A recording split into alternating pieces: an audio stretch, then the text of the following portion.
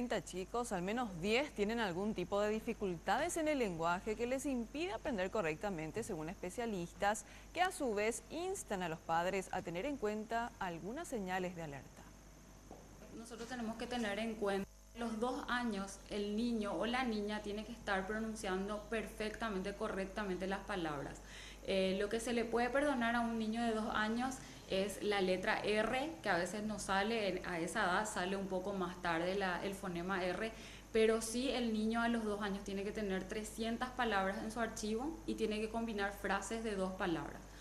Este debería ser el primer signo de alarma para los padres. Un problema en la pronunciación podría generar a su vez problemas en el aprendizaje. Lo que suele suceder mucho, lo que yo suelo ver acá en consultorio, es que el niño de 3, 4 años está pronunciando de esta manera las palabras. En vez de decir oso, dice oto, en vez de decir casa, dice cata. Entonces, ¿qué pasa? Si el niño no corrige esa pronunciación, entonces va a escribir como pronuncia.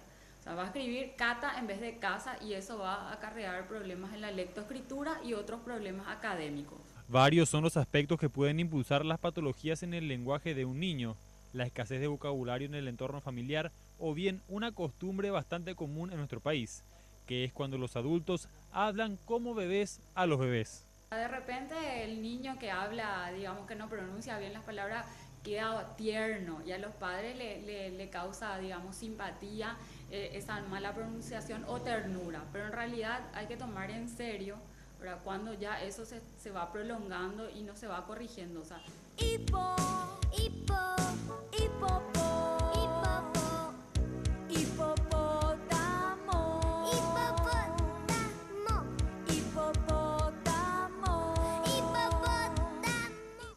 Este es solo uno de los videos denominados Cantando Aprendo a Hablar, y es uno de los materiales recomendados por los especialistas para la estimulación temprana, ya que según estudios, en nuestro país al menos 10 de cada 30 jóvenes sufren de este problema, y de cada 10 casos, 8 son varones.